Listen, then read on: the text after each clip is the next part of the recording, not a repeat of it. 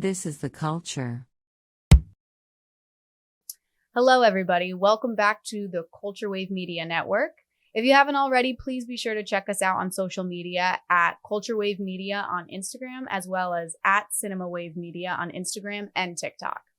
Right now, we're actually running our combined list for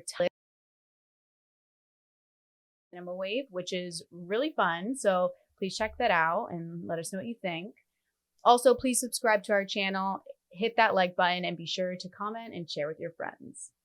So today, I'm Liz Seiko, and I am joined by Zach today, where we are going to be talking about a very interesting film that just came out. Asteroid City. Wes Anderson's new one. Lots of stuff to talk about with this movie. This is another Wes Anderson movie. We haven't had a movie from him in 2 years with French Dispatch right before this. I'm interested to hear what you have to say about your own viewing because we saw the movie separately. Yeah. So give me some of your first takes, some of your first thoughts on the film. Overall, I enjoyed it. Mm-hmm. Not my favorite storyline out of his overall filmography, but I love the aesthetic. I love the style, and I thought the soundtrack was great. And I don't know, I thought it was a really good Wes Anderson film. I would agree with you on pretty much everything. Okay. I did not dislike this movie. I just Were you would disappointed? agree. I was a little underwhelmed. Okay. Yes. Okay. I think that it had a great scenery. Adam Stockhausen is Wes Anderson's key production designer in most of his movies, if not all of them. I have to fact check that later. But so I really enjoyed all of the scenery. All of the work that the art department does is basically a keystone in Wes Anderson's movies in the last, just about his entire body of work. He has a great aesthetic that everyone is drawn to continuously. And I think that was the biggest selling point for the trailer, at least. So I think it was a star-studded cast. It was typical Wes Anderson fashion, but yeah, I feel like the story was a little underwhelming with as far as where it was going. I didn't think that it had necessarily a plot. Like, it was one of those movies where it was very plot driven or it was character driven. There was a lot of characters engaging with their characters in the environment, but not necessarily pushing the story forward. The story was kind of so I think it's one of his simpler stories almost. Yeah. Because I feel like sometimes his films are very, I'm choking a little bit right now. It's okay. Okay. No, so pull it back.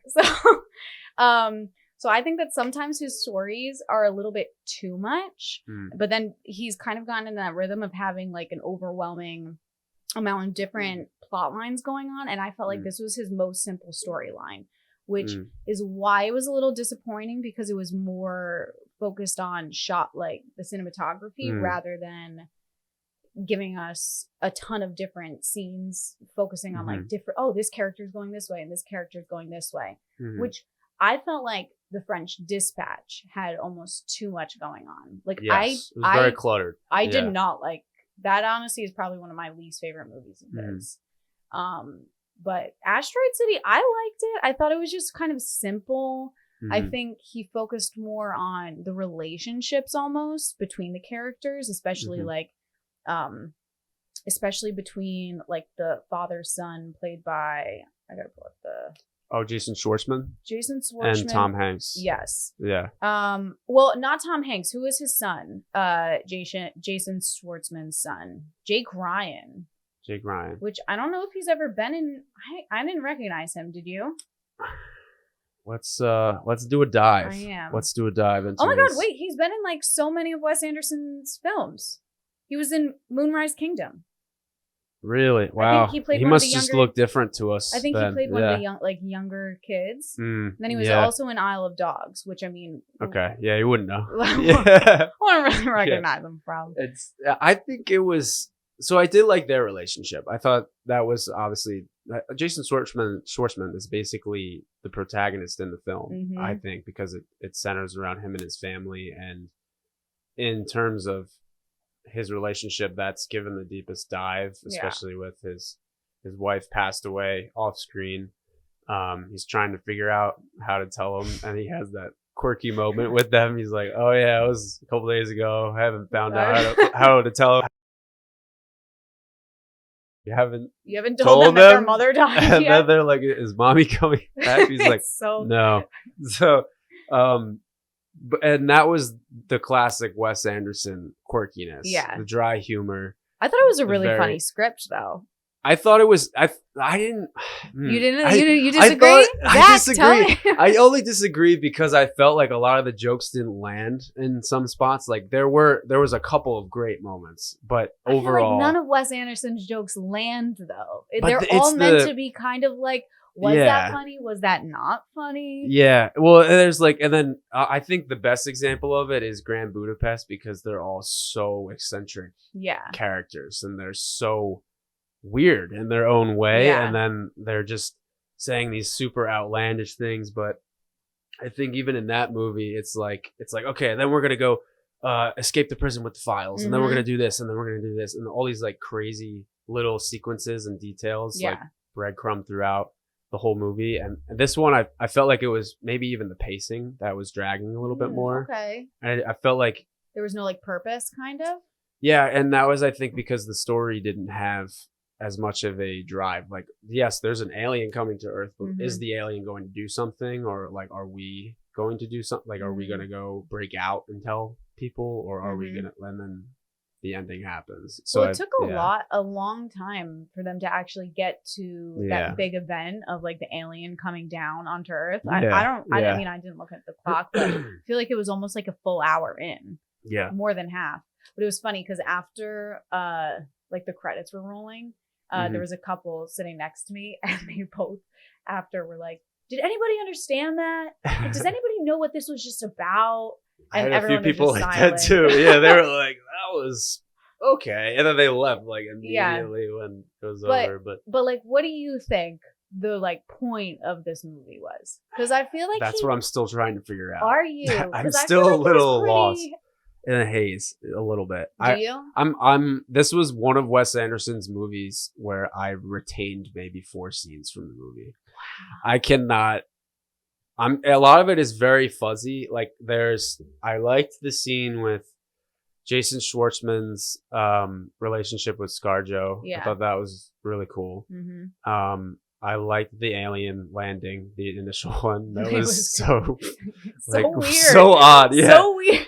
But I think it's meant to be weird. I think it is. Like, this and that was good. Yeah. And then I did like the mother. I liked when Tom Hanks was like, "You can't bury her. I'm not gonna bury my 3 daughters. Yeah, her ashes. Me. Yeah." And then they were doing like a witch. Like ceremony. Yes, yeah, and then he's like, "I don't think you're witches" or something. That was great. Yeah, they were like, or I think Tom Hanks was like, "Witches in training." And they were like, "No, we're witches, like, real ones." Yeah, that was good. And then there was a couple of the Tilda Swinton scenes. Yeah. But yeah, everything in between. You just got lost. Like, they're introducing new actors, like. Which is very typical of Wes Anderson with his star-studded cast. But a lot of it was filler to me, I think, around 4 essential events. There was that open-ended feeling of ScarJo's storyline too. Do we know what happened? Did something go over my head? She just left. They were over being in quarantine. So, okay. All right. So I didn't miss anything. See, yeah. Okay. So I'm gonna kind of share my theory and like what I think the whole premise of the film was, and they touched on it like slightly in that conversation with the kid who kept saying like, "Do you dare me, Dad?" And then he was like, "What's the purpose of like life?" I think Wes Anderson is like taking on this film. What is like the reason behind everything in life? Like, is there is there a reason and a purpose that an alien comes down? Or is it just an alien came down to Earth? Is there a reason their mom died? And is there a purpose? Or did their mom just die? And like, is there a reason that they're not allowed to go tell the world that the alien came down? Or is it just because? And I think he was trying to take that big, huge question on without like beating the audience over the head. Because I feel like a deeper, because I feel like films that try to take on like a big, like, what are we doing here? And like, why does everything happen in the world? I feel like you already know that message is coming from the first scene. And you're kind of like, okay, so we're going to be talking about life and like why things happen. And I feel like he didn't want to like overkill his audience with like questioning. Yeah. No, I can see that. I can see that because there's also the very juvenile perspective in a lot of his movies with like just adolescence or youth. Yep. And a lot of his stories center around kids or younger people and appreciation for things in the past, or learning when you're little. So when there is little kids experiencing stuff like that, and the dare you scenes, and then they're also encountering an alien, so that is gonna make them question so many things. They're trying to figure out the world as much as the parents too. I'm trying to unpack your theory too, but I agree with what you're saying. Like the scene where like the kid was asking like Tilda, like, what do those numbers mean? And she's like, I don't know. And I think it's meant to be like, and he cracks it. So I feel like he's almost saying like, adults don't know, and like kids will one day learn that like nobody really knows like what's going on. Everybody just makes kind of guesses or tries to like assume something is happening for a reason, but there's no actual definitive answer that you get. That's true. And I kind of felt like that too, of like, okay, Scarlett Johansson's character ends up just leaving, and like there's no final, that's true, like tie the ribbon and like give us a good happy ending. And it's like, well, yeah, sometimes you just meet somebody and there's no real reason. It's just you just met that person. Yeah, exactly. There aren't always as many definitive endings to questions and answers, and that is a very adult thing that kids don't always have.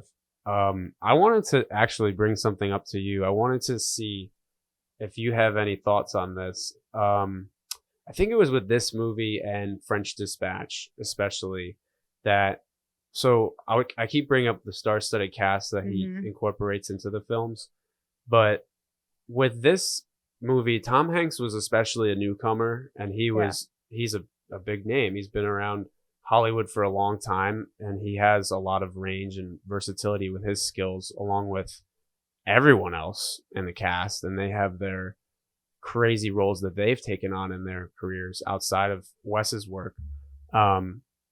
Do you think that Wes Anderson's style downplays any of those actors at all? Not in a negative way, but do you feel like you have Tom Hanks, you have Steve Carell, comedian, really dramatic actor, can also do comedy. You have Jason Schwartzman, Bryan Cranston. You have like those are just a few in this movie. Tilda Swinton, ScarJo, like all these people.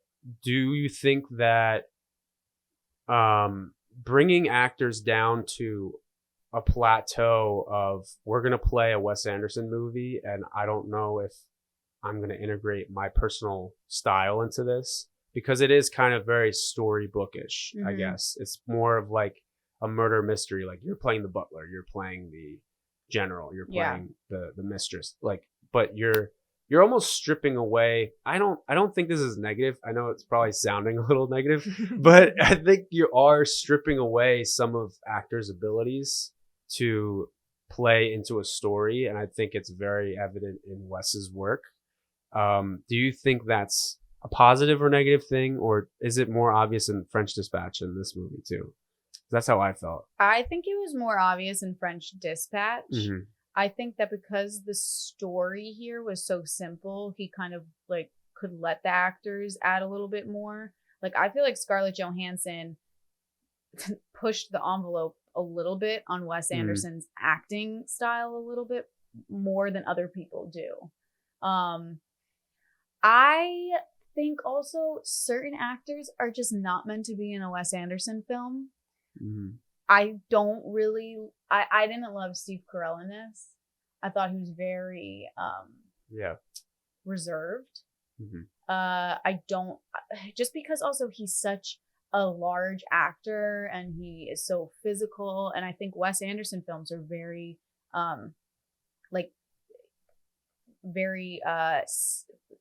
they don't move almost. Like your acting is very all stoic. Just face. Yeah. Yes. And like it's almost like, okay.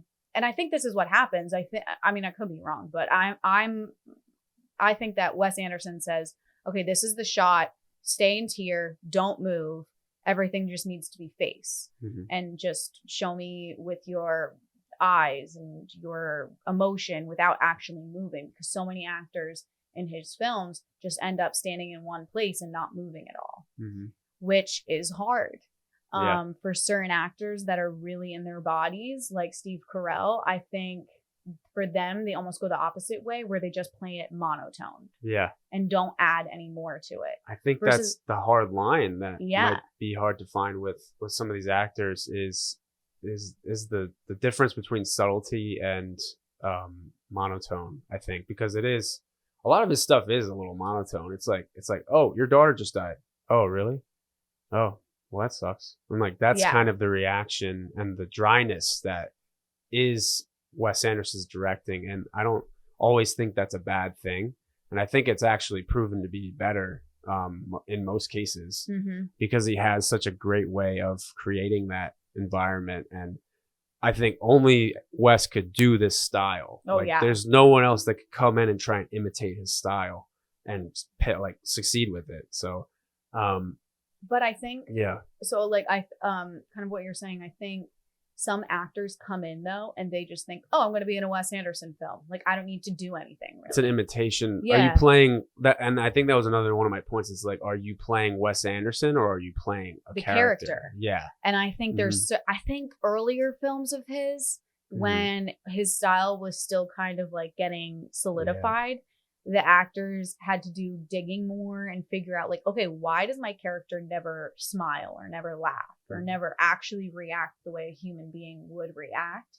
Versus now it's just, oh, I'm just in the world of Wes Anderson. I just don't smile and I just say everything as straight face as possible. And I think like I really didn't like the French Dispatch because I didn't either. I didn't at all. I thought it was all over the place. I didn't really care about any of the characters too. And I don't know if it's because his character list is getting so big now too. Yes. Yeah. It's hard. It's hard to be like, hard to keep track of those storylines in 2.5 hours roughly. And I think even with French Dispatch, the one character that I got closest to is the painter in the prison, Benicio del Toro's character. And mostly because I felt a little bit more sympathy for him than anyone else, because it felt pretty human anyways, instead of the rest of the characters, because it just felt very uneventful to me. Like it felt like those little stories out of a newspaper or something in a short story format. Like, okay, here's one story, here's another story, here's another chapter, and it wasn't an overarching plot. I think. Like for me, so kind of how you're like, you felt a little hazy in this coming out. Yeah. French Dispatch, I could not tell you what actually happened. Yeah. I can't either. I remember a few scenes and but all I remember is like Timothée Chalamet and I think Frances McDormand having like a romance. Yeah. Right? Yeah. Didn't they? Were we drunk when we watched this movie? I don't remember. I don't remember, but I feel like that's all that I remember. And let's go with that. Even if it didn't happen, let's go with that. Yes. So actually we're writing the next one. We are. So we're French Dispatch 2. Yeah. Is there other comments that you had on Asteroid City with would you have liked to seen anything different, or would you have liked to have had some closed off endings? I liked ScarJo being gone like a ghost. I thought that was cool. I liked that too. I felt like the quarantine just like being lifted and him waking up the next day and everyone being gone was very harsh of an ending. Like all of a sudden it was just like the movie's done. Yeah. But also, wait. It was very quick. What was the ending where they're like, you can't wake up if you don't go to sleep? See, that's one of the hazy scenes for me. See, that's what I can't remember. Like, and I remember the alien ship, you know, going into space and doing a couple twirls and everything. And they were like, which way did it go? And all that stuff. He stole the meteor temporarily, and then he put it back. Well, okay. Right?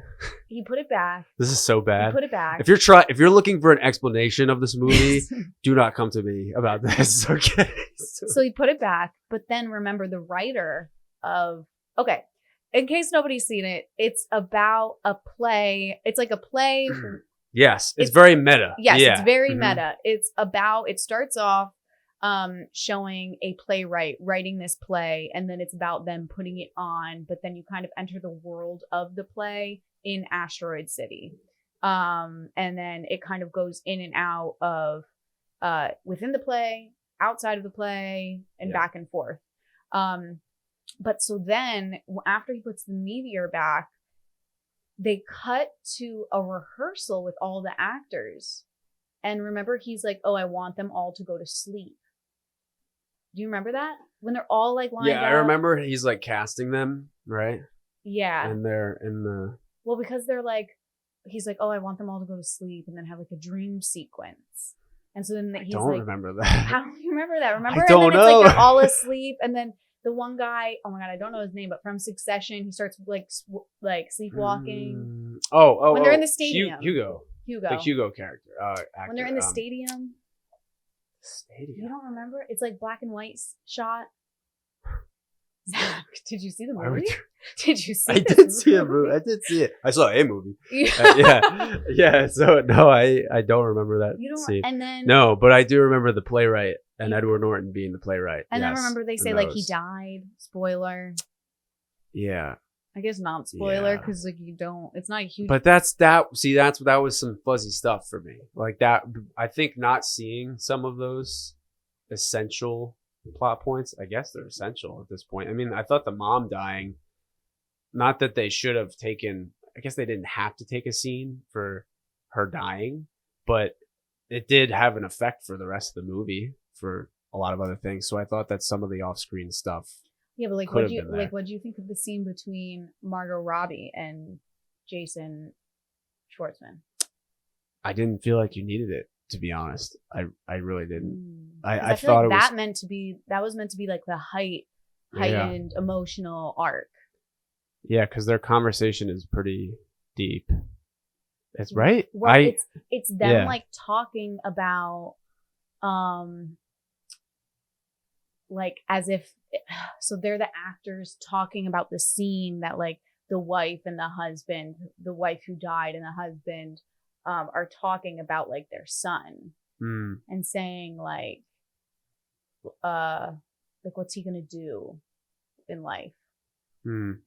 Yeah, see, I didn't think you needed that. Yes, I just did. I don't know. There was some stuff. I guess he was trying to go for those gut punches with some scenes, but I feel like he doesn't go for gut punches though. I feel like he always tries to make his audience read between the lines. Yeah, like extremely between the lines. Like almost you need to see films like 3 times before you actually understand them. I think on a second watch, I would appreciate some of those between the lines moments. Did you like it enough though to go back for a second watch? I did like it enough. I would go back for a second watch. I didn't think that this was a bad film by any means. I just thought that in the grand body of work that is Wes Anderson, that he has better movies. Grand Budapest Hotel is my favorite. That's your favorite? Personally, yeah. Okay. The story with the characters that he put together is just cream on cake No. for me. Yeah, you know, like it But was. so do you think that's like peak Wes Anderson? Like, do you think that was the best film he might ever make? Might ever make? Might ever make. I mean, That'd be a sometimes pretty dick thing for me to say. If I was sometimes like, directors have like their peak moment and then they're Oh. trying to like find it again. Like a part of me thinks he needs to kind of rework. I think he needs to get back to his roots with his stories. I think he needs to get rid of all the like a huge cast. Mhm. Like imagine he does something kind of like Intimate, like close, yeah, 5, 6 tops. like The Lighthouse. Two, Like 2 or Like 3. in one environment like that. Something like that. Yeah, and I also felt like Moonrise Kingdom was one of his most personal. That's my favorite. That and I wouldn't even knock that choice. I love Yeah, it's a that great movie. movie. Yeah, Because for me, that is his most. That's the clearest movie of like what he's trying to yeah. project to the audience. Like Budapest is a great story, and I think it's a great film. But like, I don't actually think it has any like meaning necessarily. It's just kind of entertaining. Yeah, it's this very extraordinary circumstance that he exaggerated Yeah. to a big point. But Moonrise has very personal elements. Super nostalgic. Yeah. Super like love story, even though it's Yeah. about like young love. It's about like fighting for what you believe in. Yes, yeah. I really like Moonrise a lot. I don't think, like I said, I don't think Asteroid City was a bad movie. I just think that Honestly, it'd be high up on my list. Do you think that he can make a better movie than Moonrise Kingdom? No. Is that No. no? Yeah, No. I think that's fair. No, unless he I think that's fair. completely does a different, like, I don't think he'll ever make something as like that nostalgic feeling again. And a part of me thinks that he's like searching for that. And I think it's kind of like, ooh, you did it. Let it be. But I also think I read something, I don't remember where, maybe it was Twitter, even though I'm not on Twitter, but I think I read it there, that somebody was like, Wes Anderson just likes to take, like story arcs or story archetypes and then plug it into his style. So like Moonrise Kingdom was like a young love story, while like Budapest was a murder mystery. The Aquatic Life of Steve yeah Zissou. was like an adventure movie, and Asteroid City was like a western in like a sci-fi. Yeah, sci-fi Western. western. Yeah. And so people are like, That's a good point. yeah, so people are Yeah. like, oh, I think he's just taking archetypes of films and then being like, Twisting it a little bit. now I'm gonna make it a Wes Anderson, like through the Wes Anderson filter. That's a good way to think about it. I know, right? I guess I never looked at it like that. I didn't either. Yeah. So Twitter, sometimes you're right. Twitter's got some good stuff. But yeah. although French Dispatch couldn't tell you what that Yeah, that But that was would be under. yeah, that was up there with the Post, right? For newspaper movies. news. Or All the President's Men. So we'll make our own separate list of newspaper movies after this. Just in case anyone wants to watch Yes, them. yeah. So there's that. But Like what other film archetypes do you think you would do next? well, he did. This is like could you imagine this is actually how he does it? I guess it's like next yeah, film. right. His formula. His formula. I think. Well, he did Bottle Rocket. I just got around to finally. That was. I've actually never seen it. It was pretty good. Was it? It was his first feature actually. Rushmore is the only one that I have not seen. What about Isle of Dogs? I love Isle of Dogs. Me too. I loved it. I would put that 2 or 3 probably above mine. Fantastic Mr. Fox or below? I think just below Fantastic Mr. Fox. I love Fantastic Mr. Fox. Yeah, it's great. I feel like I've never heard of anybody say they didn't like it. Yeah. What else? What is an archetype Yes. that he's going for next? So, horror? so I was you saying imagine? Bottle Rocket, he's done like crime. It's more crime oriented. Okay. And yeah, horror. Horror as Wes Anderson? I think he should do it. It's kind of, yeah. I think he should. I think he should go for it. I think like it could work. Yeah. I don't know if he'd want to though. It would have to be like do you remember Willem Dafoe in Grand Budapest? Like how he's kind of menacing, but he's not like overtly grotesque. He's just kind of a menace. So he could do something like that where it's still a little over exaggerated, but something darker. Yeah, it doesn't have to be like maybe something like Jack the Ripper-esque or something. Okay. Like I don't know. I don't know if he'd do that though, because he's such a like. He can't be like bloody. Yeah. No, because all his films are so innocent, almost like childish. Yeah. Yeah. So I don't know if he would go that route. And then also, I don't know why, but I keep thinking like then he's bordering like Yorgos Lanthimos world a little bit. A little bit. Yeah. If he were to do a horror, I feel like they'd kind of be overlapping a little bit. I could see that. I'm trying to think about that. But aesthetically, I loved Asteroid City. Aesthetically, it was phenomenal. Would you say aesthetically it was your favorite? No, but only because Grand Budapest is one of my favorite ever design movies. Wow. So like everything, it was just the so whole perfect. thing you love from. So perfect. Okay. I mean, there's just like the use of miniatures in Grand Budapest.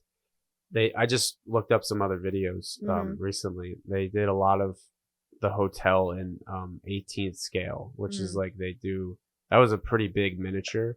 And they basically there's all these different types of scales that they will do to real life sizes and other stuff like that. And they just incorporate that so well into the effects as well with the environments and the giving that two-dimensional feel that Wes always goes for as well. And the color palettes are just beautiful. I mean, it's like if anyone wants to refute that, I dare them because Grand Budapest is like so just a great, amazing film to look at visually. And Asteroid City I did like it a lot with the scenery. I was looking up other facts about Asteroid City actually for the production design, and they did a lot of forced perspective. So they would film in this village. They actually found a village in Spain, and it looks like the West, which they did a great job making it converted into a Western city. So they actually were in, because a part of me thought that it was like soundstage. It was for the most part, from what I read, it was all on location, and then it was a lot of forced perspective. So they made it in this very flat plateau in Spain, and then they would set up rock formations in different sizes in the distance. So, and then they would even make the road smaller and smaller as you would walk out, so the human eye would naturally look at it and be like, oh, that goes on for miles. But really it's just getting a little smaller, but on camera you would never notice. And forced perspective is amazing. I've never really toyed around with that, but that's such a cool thing to I wonder what other accomplish, films though have like done that. Is this the first time? Do you know if this is the first time he's used it? Forced perspective? No, he's used that in several of his other films, even Grand Budapest with the hotel and making it look, I feel like he loves that though. Oh, he does. And he's one of the masters of using miniature work, at least in modern times. And he can really wrap that together with an aesthetic and finding the right ways to incorporate that visually. I looked at Adam Stockhausen's interview, and he pulled from Billy Wilder's Kiss Me Stupid, It Happened One Night, and Ace in the Hole. So they had a lot of other bodies of work that they were taking inspiration from. I'm sure if you did a deeper dive on it, there's a whole catalog, but they were looking at a lot of Billy Wilder movies and other classic Hollywood films that have those backdrops. And back in those days, they had actual scenic painters like paint the backdrops and have giant backdrops to give landscapes and all those kinds of things. So I think they were really trying to bring back a little bit of old Hollywood into this. And to me, it's more impressive than shooting on a lot with a green screen and just having that, because you can do so many things practically if you put your mind to it. And their art team is never afraid of doing a lot of the work for something to pay off as visually as it is.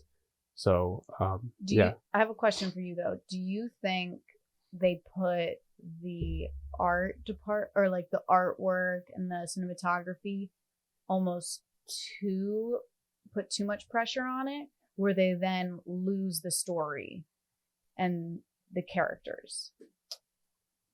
I think with Wes's style, maybe. But I think he's also really good at letting the design and the cinematography service the story and service his style, because he does typically frame things very two-dimensional, and he has a lot of colorful backdrops and scenery and environments, and using color palette to evoke those emotions and other types of things. There's a whole science behind that. So I think Wes is actually one of the masters with collaboration on that kind of thing. And especially, like, you should always be servicing the story as long as it's there. Or in Asteroid City's case, Adam Stockhausen was the production designer. He was actually going into detail that they were pulling from a lot of the Western environment with like the Rocks and Big Bend National Park and all these other places out in the West and the Southwest. So they were trying to create an aesthetic, I think. And I think more of making it a backdrop than having it service the story. I think this was really just like where this pool of characters ended up. I don't think it was necessarily evoking it. Excuse me. You're dying, Zach. Excuse me. You okay? Yeah, I'm great. I'm just so enthralled by this movie. It's giving me so much inspiration. That's all I have to say. Great. I don't want to talk about that color anymore in that movie. It was great. I'll take over. Well, I'll say who I thought did the best out of the cast. Yeah. I was surprised by Scarlett Johansson. I actually thought that she did really well. Steve Carell was probably the most disappointing for me. Okay. I can see that. Kind of back to what I was saying before. I feel like some actors come in and they're just like, oh, Wes Anderson film, like I'll be good. Like I don't really have to do much. But I get the vibe that like Wes doesn't. His directing style is to tell them physically what to do, but not like emotionally living inside of themselves what they should be achieving. I think he just lets the actor fill that space.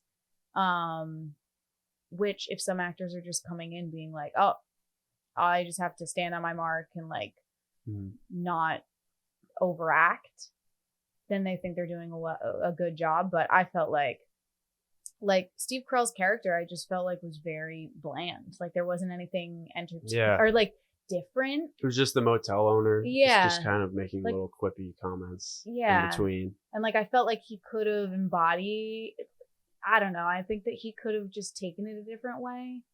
While like Scarlett Johansson, I feel like she didn't let the barriers of a Wes Anderson film stop her from.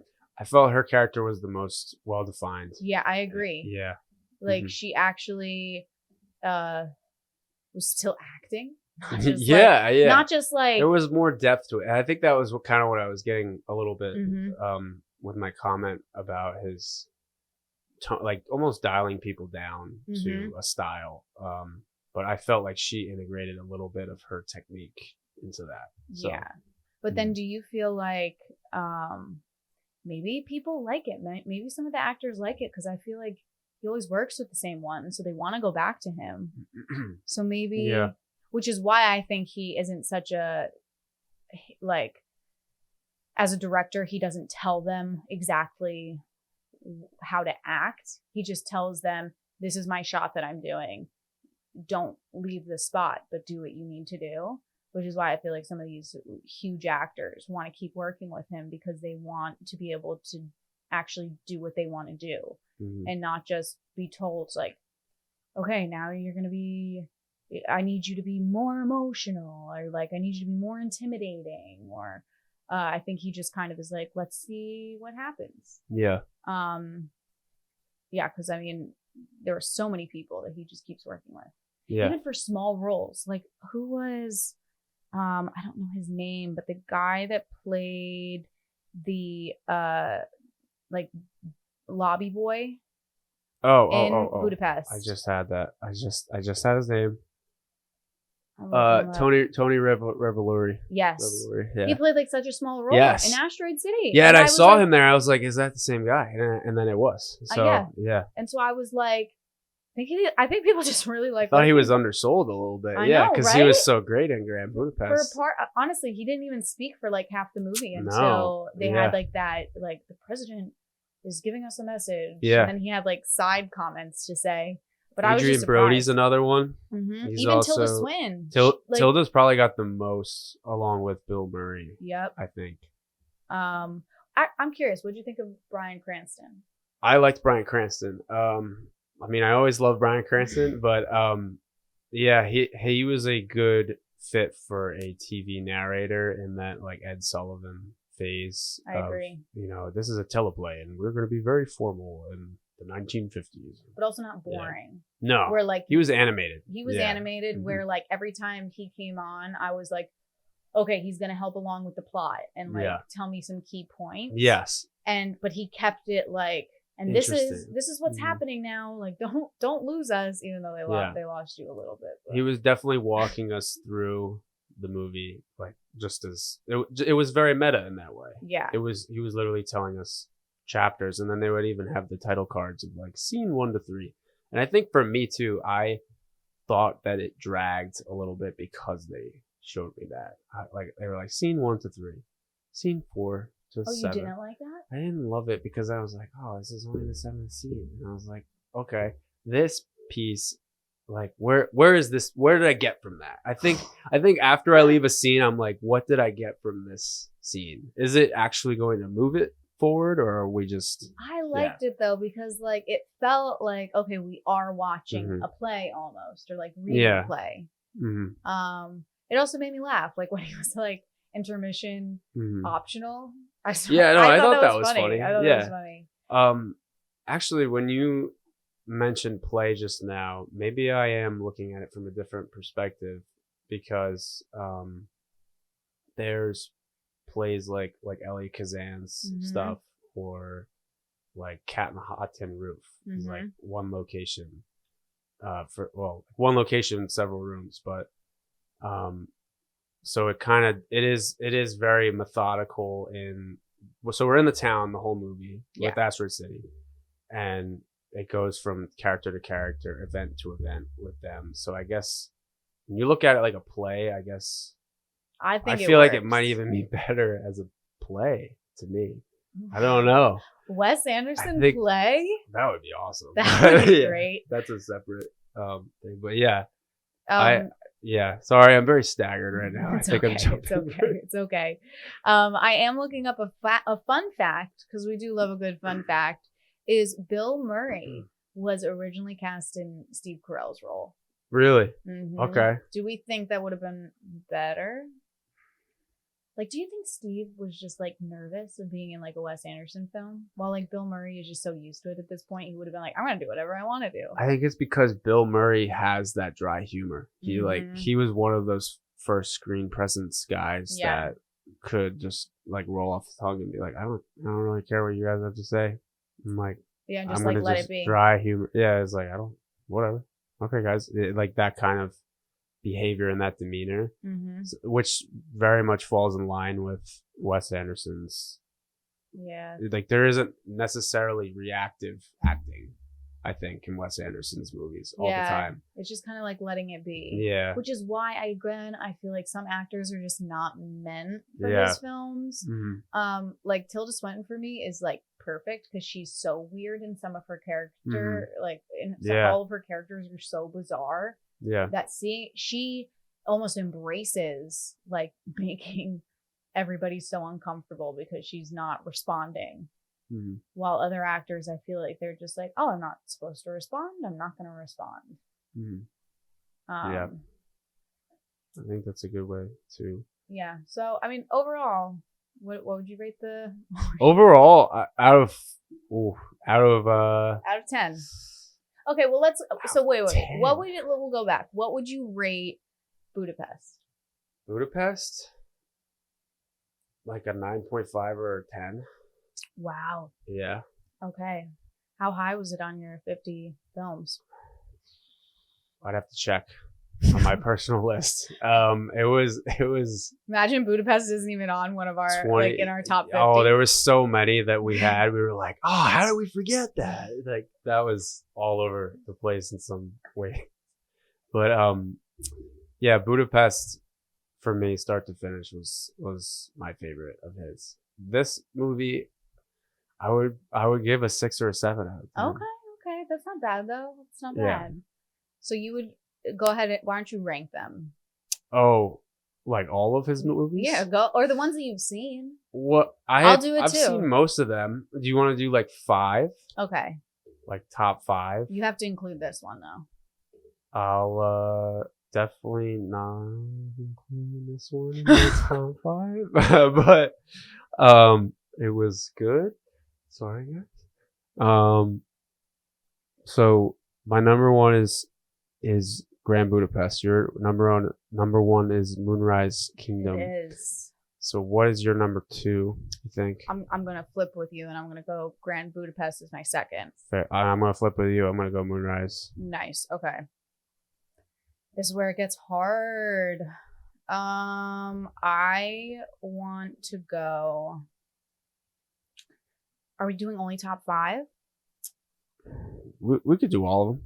I'm game. What I have actually you haven't seen everything? all of them though. Okay, so let's just do 5.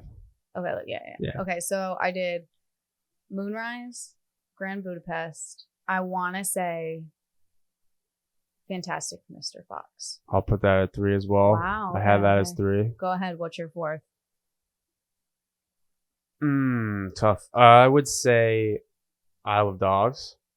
Okay. Mhm. I'm gonna go Life Aquatic. Life Aquatic. Okay. Oh man, I have some really big Wes Anderson fan friends, so Wow. I don't know. I don't know if they're gonna like me after this podcast. To be honest. This is challenging. Number 5.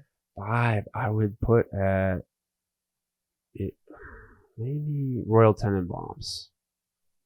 Yeah, I'm gonna go with Royal Tenenbaums. Yeah. Okay.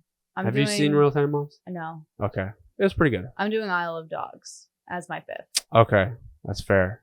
Mm-hmm. Got you. Also, am I wrong on this? But has he never won an Oscar?